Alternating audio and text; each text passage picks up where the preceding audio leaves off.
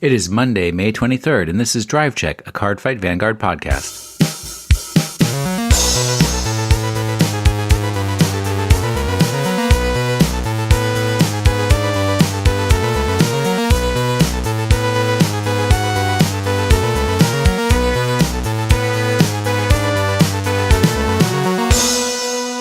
I had a pretty good weekend. It was nice and relaxing. I got destroyed by no seal quite a bit at my shop, but learned some Grand Blue. Wait, you afraid of the Angel? So you're playing your Grand Blue deck? Yeah, I'm playing my Night Mist. Night Mist. Night Mist or Night Rose? Night Rose of the Phantom Mist. That's what it is. Yeah, because there's a grade 3 and then there's a grade 4 of her. So yes, I'm playing Night Rose. Cool. I played a lot of the Division this weekend, and I did a lot of knitting. So not so much Vanguard, but just had some stuff going on with work where I couldn't take the time to go out to a shop. Kind of had to stay around the house, and I finished all of the main story of the Division, which makes me happy because I really, really like that game. Have you gotten your boxes of Fighters Collection yet? I have not. No. I thought they were supposed to come in today. They were. They were, but instead I got my Overwatch Collector's Edition. So I've been thumbing through the art book, and I've just been jumping up and down because actually I think it goes live right now. So when we're done recording this, I think I'm going to be pulling an all-nighter. Well, pretty soon. I have not actually seen anything about Overwatch, and that's fine with me. I just don't think it's my kind of game. That's what I've been told. It probably isn't. So I don't think I have an errata from last week. I think going over the cards and everything, we were pretty accurate in what we had to say about them.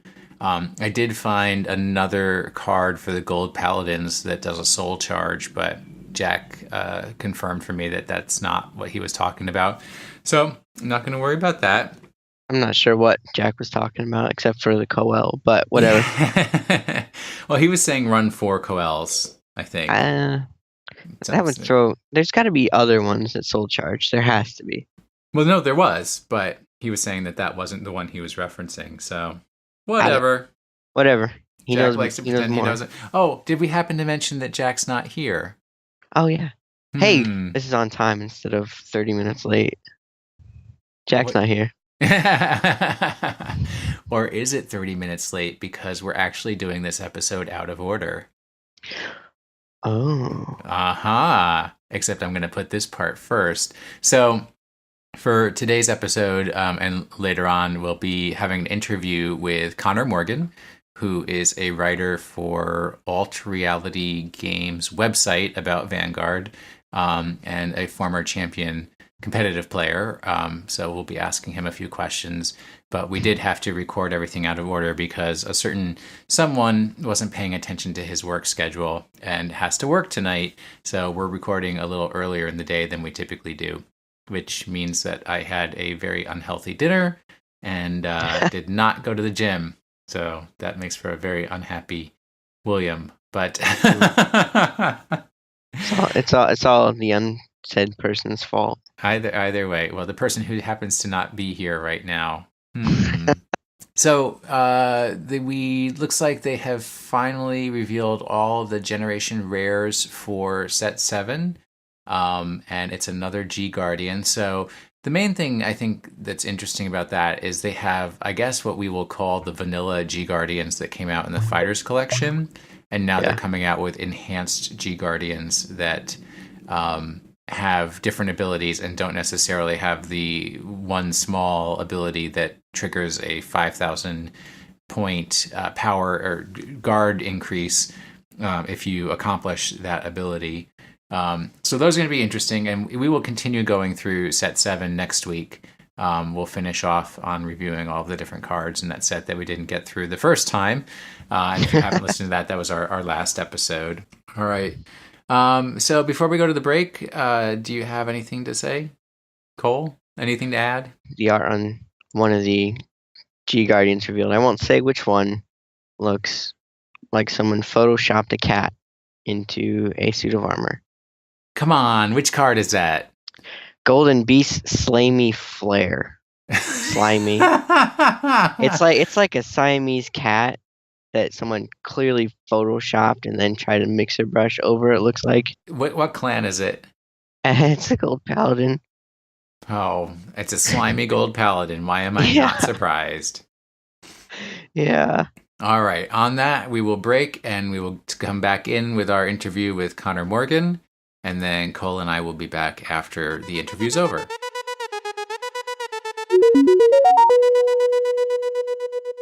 All right. So we're back from our break, which you guys didn't even know we were on a break. We're kind of recording this out of order, but wanted to get this interview in with tonight's guest, Connor Morgan. Hello. So, all right. So, Connor, what can you say to introduce yourself to our audience who probably has no idea or may know of things you've done, but they don't know who you are as a person? Where are you from? What do you do? Why should we know you? Well, I started playing Vanguard like right when the game came out. I used to work at the game store. Jack knows me. I write articles for Ultra Reality Games, ARG. If you haven't checked them out, feel free to do so. It's on the ARG site. I also post them on Vanguardians. I write them maybe like a couple times a month, sometimes more or less, depending how busy I am. I have taught. I was the champion for the 2013 Team League, the first one. Back in 2013 on the Queen Mary. I played Majesty back then. Those are my accomplishments, I think. And I did top for the ARG in Anaheim last November. I played Alt Mile then. And yeah, I think that's all my Vanguard accomplishments. Your Vanguard credentials. So you started playing because you were just working in a card shop and said Vanguard looks cool, or was there a different story to it? Well, like a lot of other people, I was a big time Yu-Gi-Oh player back then, and then the Yu-Gi-Oh meta became really bad around that time. It was like it was around like when XCs came out with the rabbit and stuff, and I'm like, when is the Yu-Gi-Oh meta not bad though? It's so true. The game used to be like it had a golden age back in its day, but it became like unbelievably bad. It's been a while. Don't be too harsh. I think Cole still plays Yu-Gi-Oh. Hey, yeah, I play as much as I can. Dude, I'm advocating for you. Funsies. But yeah, no, I don't know. I didn't like the rabbit stuff, and then like the windups came out, and like I lost my whole hand before I had a turn. I'm like, okay, this is dumb. And that's when Vanguard was just like picking up, like it was only like the second or third set. So that's like when I got more into it. So what was the scene like when it was just starting out where you were? Well, I worked at a place called Utopia Comics, like right when it was like just coming out. A lot of like I knew were hyped about it, and we sold a lot of boxes really fast. And then it kind of like simmered down after like the second or so set. But then like I think it was the summer, right when they were doing the kickoff event in Anaheim, a lot of people kind of wanted to play again, and it was around like when the Great Nature set 7 was coming out. So then like I kind of pushed it around the area, and we got a lot of people to play. So what do you mean the kickoff around Anaheim? What was that? Do you remember? It was the kickoff. It was Bushiroad's like first event. It was like they called it the kickoff tournament, and it was in Anaheim Convention Center. It was when like gold Vermilion Duke for the decks you could play. All right, because I started a little bit after the second booster box came out, and yeah. I have never done. I'm aware of like competitive tournaments and stuff, but I've never done any, so I'm not that familiar with the history of when they started doing competitive here in the States. Oh, for sure. Yeah, the first one was in Anaheim. They literally called it the kickoff event. That's cool. And now they have the spring fests, and I guess, do they have a fall?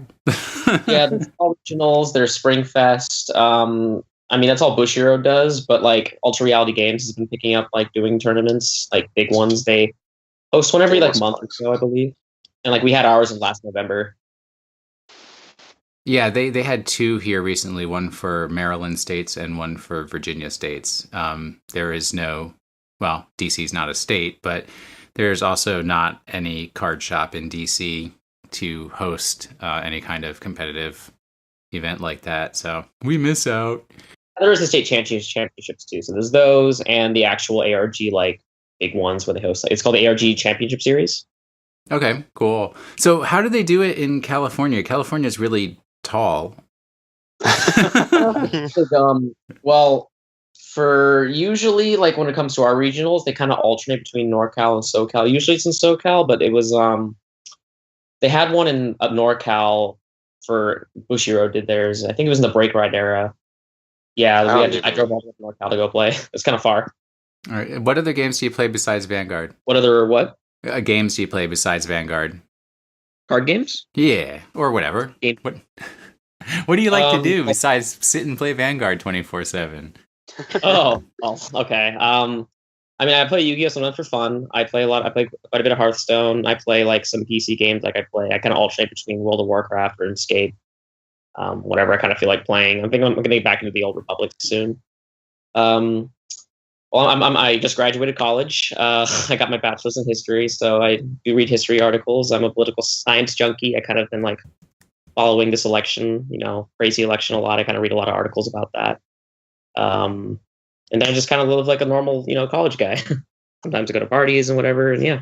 You definitely have like a background in competitive play or whatever. What decks over your experience playing the game of Vanguard, what decks have you had the most success with? Royal Paladin, definitely Royal Paladin. I've kind of mostly stuck with Paladins. I mean, I test out a lot of other decks, just like for casual play. But whenever I go to a tournament, I usually take Royal Paladin, and I've done pretty well with it. Does that mean that Royal Paladins are your favorite clan? Well, my favorite clan is Gold Paladins, and I want them to be good. But like garbage. But Royals are like my go-to deck usually. What like specific builds have you played over the history of the game with Royals? Oh, geez. Let's see. I played Majesty back around, when 2013 when the team league things going around. Royals kind of got shafted during the Break Ride format, so like I didn't like. So I was kind of playing. I was like alternating between Golds and Kaguro back then. I played a lot of Thing Saver when Legions came out, and then the Strides started coming out, and I saw. I mean, Altmile Thing Saver was like the deck for a while, and then Regally came out. I played with Vanguard for a while. I found Vanguard very boring to play. Like I didn't like the play style. It just felt very brainless. So I kind of like dropped Vanguard, and I was kind of just playing like other clans for a bit, and then Soul Strike came out, and the new Altmile cards came out, and I really like the Altmile deck. I just like it's more fluid, it's more technical. You have a lot of like +3, +5, +3, +4, and it has more power than Saint. And so I've been playing a lot of Altmile. And then out of all of these decks, what would you say is your favorite deck of all time? Favorite deck of all time? That's a hard one because like doesn't have to be competitive. I really like the Gargoyle deck. It's fun. I enjoy Gargoyle. I enjoy too. I enjoy Altmile. I'd probably say those are my top. What do you think the defining difference between pre-G and post-G Vanguard is? I think a lot like as in terms of like the player base as a whole, or like how the game went, or either. I probably think how the game has flowed differently. That'd probably be how the gameplay is different. Okay, I mean I can answer this in a lot of facets. I would say that I've noticed the player base has gotten a little more competitive since pre-G and post-G. I mean, there's still like a lot of like the Vanguard is a casual based game, and there's a lot of like ways to enjoy it. You can like be casual and competitive, but I've noticed the mentality of the player base has gotten at least more competitive since Strides came out. I would say it's like for the game, I think like the early game has always kind of been a thing like throughout Vanguard, but like people kind of realized how important it was when Strides came up because Strides set like a new level of power in the game, and the early game became like such a defining part of Stride format ever since Strides came out until like now. And yeah, I think like that has kind of changed how people build their decks, how people like what people think is a good deck. I mean, at first I didn't really like Strides. I thought Strides were a little too powerful. I didn't think the game could handle it, and for a while it was kind of the case. I mean, I think that G Guards are a new addition to the game. I think they're great. I've been playing, just from playing with them the past few days. I like the tone that they're adding to the game to add more, because like it kind of like sets it so decks that didn't have good first strides now can like G Guard and have their second stride, the GB2 stride going first. So it makes going first better. It makes like other decks more viable, and it kind of like tones down that level of power that strides did bring. So I like that part of it. So do you think that adding in the G deck and the strides and everything have slowed down the speed of games? No, it got faster because how do I word it? Like back when for that window when Legions came out, because Legions were kind of meant to They were designed to slow the game down because you wanted to guard early to set up the Legion, right?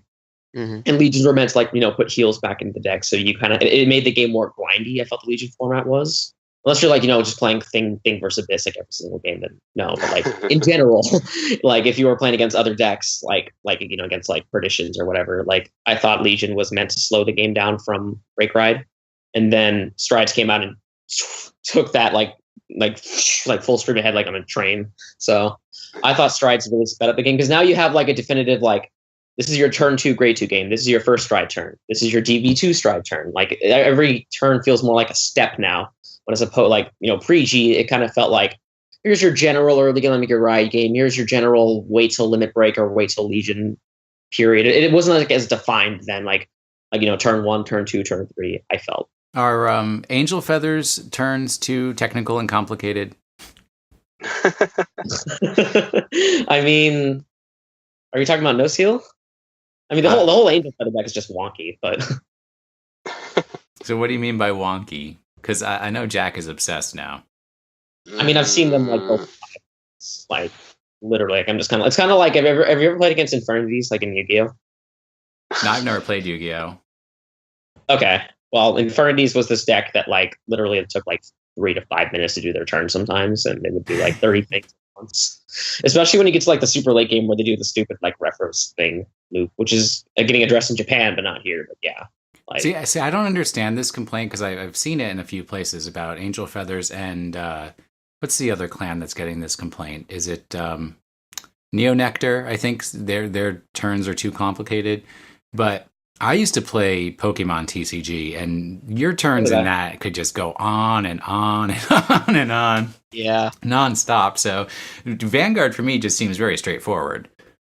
Yeah. So I guess like okay, I can kind of explain that because like people are kind of used to like Vanguard being ride, call, attack. Like your turn will take like maybe like a minute-ish. So like when you're playing against a deck that like people's turns take like 3-something minutes, you're not used to it. It's kind of like it's kind of like a psych thing where like people kind of like complain what they're not used to if they see it as a negative. All right, so. For somebody who's going to be new to the game, what kind of advice would you give them? Somebody who's just heard about Vanguard. They're a former Yu-Gi-Oh! They're a Yu-Gi-Oh! Refugee. And they heard about Vanguard as a good place for Yu-Gi-Oh! Refugees to come and hang out. What kind of advice would you give to them? Well, I would say that like one thing about the Vanguard community is that like Yu-Gi-Oh! Has its reputation for like not being the most friendliest community. We all know that's true. So like, yeah. I don't like to spread that reputation, level, but I agree. I mean, there are of course some, of those types in Vanguard too, and there are of course some like really like weird people, but you can get those everywhere. But like in general, I find the Vanguard player base to be a bit more friendly. It's more. I've noticed like when I go to different game stores, like if I see like new players or whatever, I tend to see like people are generally nice to them. So like there's other people that can like help you get into the game. That, like I mean, as of like for what like deck you should pick up. Like what I love about Vanguard is that like Yu-Gi-Oh! Has like this really high barrier to get into because like you can't just pick up a starter deck or a structure deck and or even like 3 of them and expect to like be ready to like play. Like with Vanguard, you can pick up like 2 of the trial decks and like a couple extra cards, and it's already at least viable. Like it's functional. Like you have like all the perfect cards and like enough strides that you need to like at least play the game. So you have a lot of choices there, and I mean, I really like how they like legend decks, like the Shadow and the Kagura one, like they're specifically for veteran players to pick up, but as well as like they're like literally like perfectly structured for like a beginner. Like if I were a beginner and if I picked up the Kagero legend deck and like I had like people like teaching me how I could do this, like I mean, over like a week or 2, I can like understand it, and it's a good deck on its own. Like it has plenty of different tools to like do well with. So. Yeah, one of my friends picked it up and tried to beat me and was not successful, but he sure made a good effort at it. Sure. I mean, the Legend deck the Kagero deck has a lot of great cards that like already find their place in, Kagero decks now. And some of them are really strong. So the articles that you write for ARG, what kind of topics do you usually cover? I usually cover new cards that I think are good, like cards I think will impact the game, like not even always at like the top tier competitive level. Like, I mean, because like most of the time you're playing Vanguard, your locals or with friends. So like, because like there isn't as like it's not like Yu-Gi-Oh and Magic where you have like big events all the time everywhere. So this is a bit more sporadic. So I like to cover clans that like are good at the local level too. I like to talk. I sometimes write articles on like what has been performing well. Like last summer, I was covering a lot of the ARGCS, like what decks are topping. I was like covering like why they're topping. I gave like statistics like pie graphs showing like this is the percentage of this deck at this event. Like this is like the percentage of like how much Shadow Paladins have topped over 5 tournaments. Like so we can kind of get like a clear graph of like what the meta is. I do articles like that. I do articles that like kind of cover different like like I did like the last article I did. I was like it was like after the G Guard announcement. I was talking about like these are what G Guards what we think they're gonna do. This is kind of like how they'll shape the game going onwards. I talked a lot about Sabriz in my last article too. So whenever there's like something defining coming out, I like to make sure I cover it and like be as extensive about it as possible. Sure. And what are your thoughts on the G Guards? Because they're still fresh in people's minds. I love the Fighters Collection G Guards. Like they add a lot again. Like I think I said it earlier, but they add a lot more. They kind of tone down the high level of power creep Vanguard has gotten with strides, especially this year. Because this year's strides have become more powerful. Like last year was more about like introducing the stride mechanic, and I mean you had like outliers like Regli, which was just dumb, but overall it was kind of like you had your weaker first strides and your stronger like second strides, but still not that strong. And this year's strides have just been a lot stronger. I like how G Guards make a lot of other decks more viable. So like I play Alt Mile, right? And I find striding the blade like really weak as opposed to someone like striding like Aura Geyser and accumulating all like Aura Geyser is clearly a better card than blade. And like I find G Guards like okay, I can G Guard and now I can first stride Aerial Divine Knight Alt Mile and I can like do my deck faster. So it's more like viable in meta. And I mean a lot of decks have that too. Like Neo Nectars can now stride Dream Spinning and get his GB2. Kagero can like first stride like Root Flare or Ace. Like you have a lot more utility now with G Guards. Like it also makes going first. Like the problem with Vanguard with strides is one of the biggest things was going second became so powerful because like if you go first, you either want to miss ride, and that's an inherent minus in itself, or you ride and let your opponent get the first stride, which gives them a lot of tempo. So I think the G Guard one had made it easier to survive going first, letting your opponent stride. But it also let you again have access to your GB2 first. So it was a balancing thing while adding more inherent defense to the game. So I thought it was all around beneficial. Yeah, that's really cool. I never thought of that. That makes it so that I can stride my Nebula Dragon, Big Crunch Dragon right from the start. Yeah, too. I like, didn't even realize that. Like Judgment like stinks, right? So like you have a lot more utility now going. And this is like for going first. If you're going second, you're still doing like your your GB1 stride, which isn't usually as powerful. So it's a balance thing. Yeah, that's cool. So out of all the cards that you've ever played, just thinking of one card, what's your favorite card? Artwork or like for being a card? Whatever reason you want to choose. Well, I'm going to be the weeb, and I'm going to say my favorite card is Blaster Blade. Blaster Moreno. Blaster Blade. Wait, is your name really Aichi Sendo? In the flesh, no. No, it's ever since I was a kid, I've always been like a huge Mega Man fan. Like I love Mega Man. I love Zero's my favorite character. And so Blaster Blade is based off of Zero, right? So I'm like, there we go. That's why I've always played the Blaster Blade decks.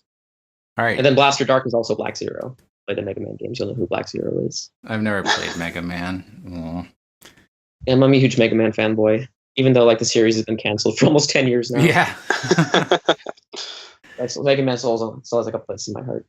So if you could change one thing about the game, what would it be? It's another like thing I want to like give 10 answers for.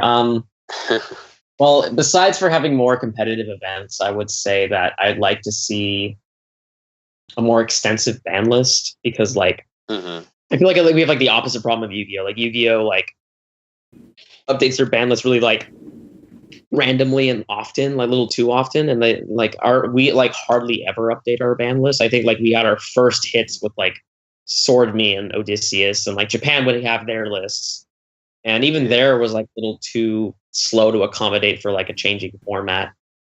And like I feel like we have like there's some problems in our meta, and we just don't care to address it like ever.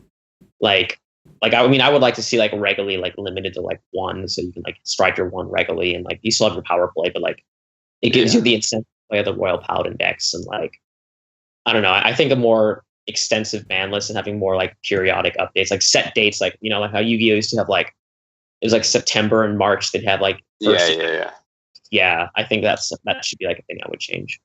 So what are your thoughts on possibly having a rotation someday? I don't like the idea of rotation because I think Vanguard's kind of like a more casual based game. Like the anime is a big part of it. People like the characters and the cards from like the old days, and like they made like a lot of stride support for it. So it'd kind of be silly to just rotate them out when they make like support for old cards all the time. And I feel like the game is fine with old cards being integrated into new decks. It gives you more options, and like I wouldn't like it would be kind of like silly to like have every single deck right now be like a GB, like a gen breaky deck where you just kind of like stride vanilla fight all day. And some decks get like non-gen breaky cards. Like, I mean, like Royals have like Starlight Violinist, for example, and like other clans don't have like that 8K Soul Blast 1 Counter Blast 1 do your clan's mechanic card. So I think it would kind of unbalance things a lot if they did rotation. I think the ban list model is a more appropriate model for the game for balancing. So Jack, do you have any other questions? No. When are we going to play again? I guess. Well, my roommate back to Santa Clarita, and I mean, I'm probably going to see him quite a bit. So whenever I go over. Oh, sweet. Okay. Cole, do you have any real questions? It's coming back. No, I'm pretty questioned out at the moment. All right. So if you want people to be able to find you, where's the best place that they can find you? Feel free to add me on Facebook. My name is Connor Morgan, Conner Morgan. You can look up my articles on Ultra Reality Games. Just go on their website. There's like a tab where articles are. If you click Vanguard, I'm like their only writer, so you can like articles that I wrote. All right. Well, thank you for spending some time with us and helping us fill out our episode 10. Yeah. And we're going to drop off, and we'll come back, and it'll just be Cole and Will.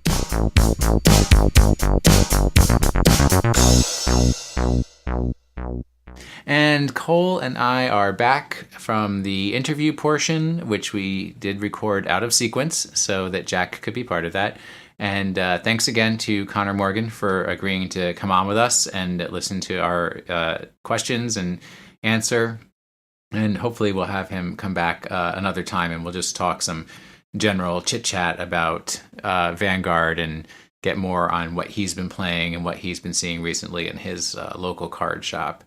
So we're going to go into our term of the week, and for this week, it is cost. That high price you pay for Vanguard cards. No. Cole, what would you say is a simple definition of cost? Okay. So in card games, in order to change the way that those cards play specifically, they have abilities, and each ability has a certain price that you have to pay in order to gain that ability. In Vanguard, they call it the cost. Like literally in the card text, you may pay the cost. And in Vanguard, they're the most common cost that I've seen in my 6 months or whatever playing has been soul charge or soul blasting and counter blasting. I think number one, counterblast. Absolutely. Counterblast, yeah. Counterblast is the earliest cost you could have ever introduced in the game. And then depending on what clans and also what kind of cards that they are, they would like to.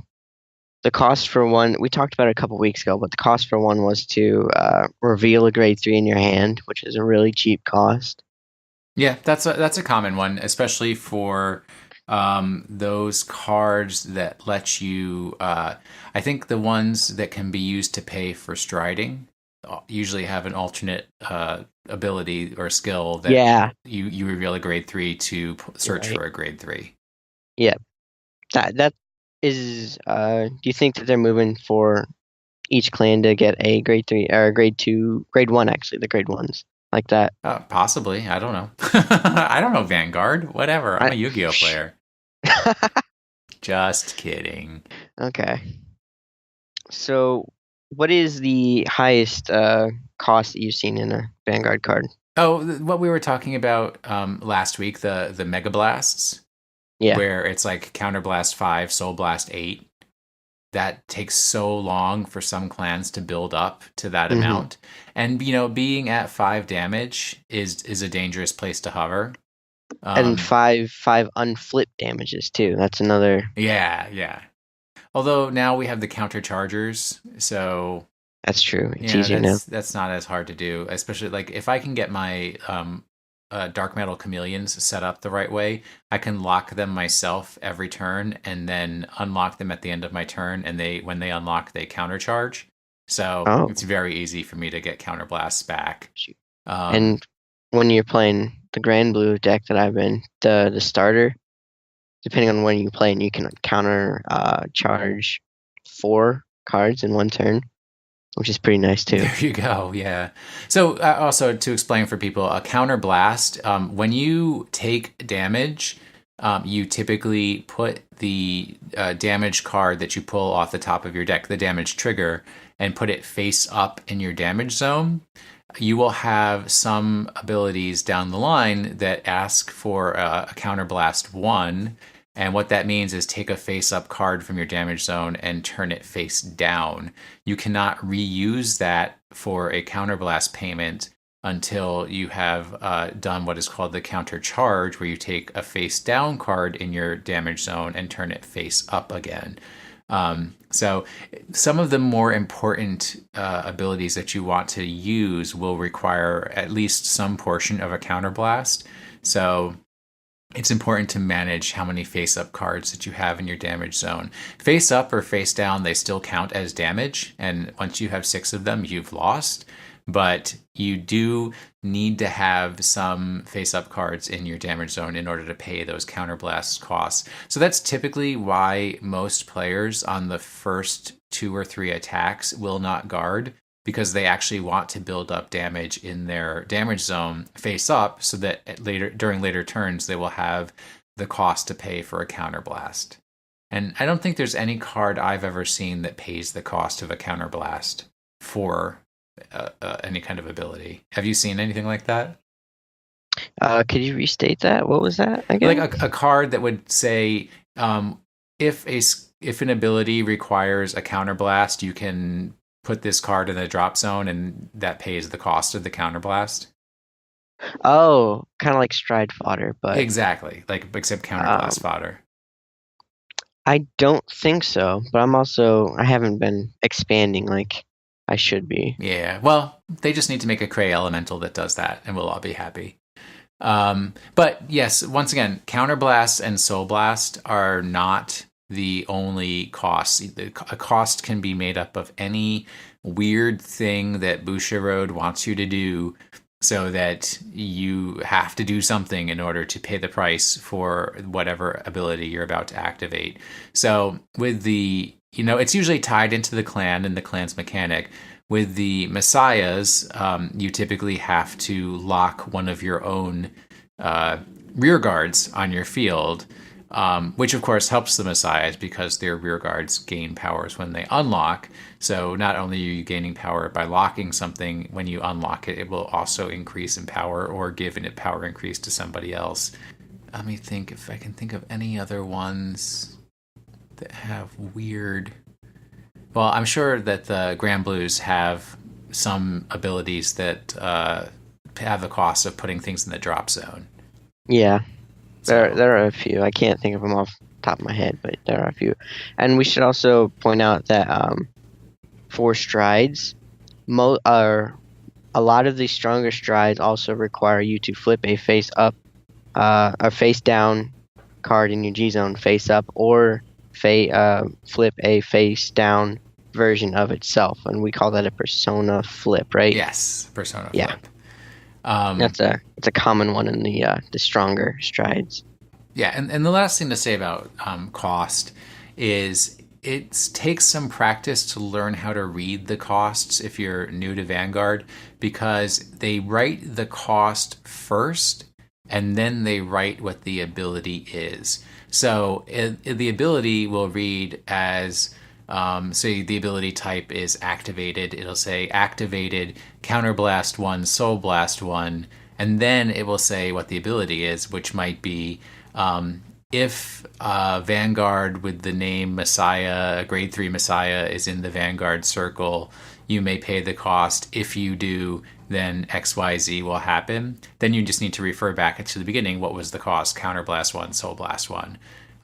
So that can take a little bit of practice, but it is important that you learn what your cards are so that you're not reading them every time you're trying to play like a noob. I do that all the time with my Bluish Flames because some shuffles, some you pick the top 3, some pick top 4, some is 2, and it's just a mess. Learn your deck, dude. Which ones. Learn your deck. I gotta play myself more, I guess. Oh, or just play more often with other people. All right, that's enough for tonight's episode. Need to ask, since we don't have a lot of reviews in iTunes, if people can please go into iTunes and leave us reviews. It really helps get us noticed within the iTunes community so that more people will be able to find us. They will actually help us in their recommendation engine for a valid podcast that people enjoy. So just any kind of review, even if it's not 5 stars, we'll take however many stars you want to give us. It'll just help to get us noticed and make us a more available podcast out of the interview. Wow, the internet. We did an interview tonight. I'd like to say thank you to our executive producer, SBJ. And thanks to, I have to say his name properly this time, Nick Burgess, for the intro and outro music. It's okay. It's Burgess, isn't it? Oh, no. Nick Burgess. Oh, man, I'll never get it right. I don't know. Well, it's Nick Burgess. Thanks to him for all the musical little bits and bobs we've got here. And if you would like to get in touch with me, easiest way is on Twitter. It's at WashinTheSink, WashinTheSink. I'm at Cole McCune. That's COLE_MCCUNE. And then if you want to reach out to Jack, who is not here right now, that's at drive_Jack, DRIVE_JACK. But maybe his absence will continue more frequently since he can't be with us tonight. Anyways, Cole? All right. Thank you for listening to this week's episode of Drive Check Podcast. Sayonara, Jack. Ooh.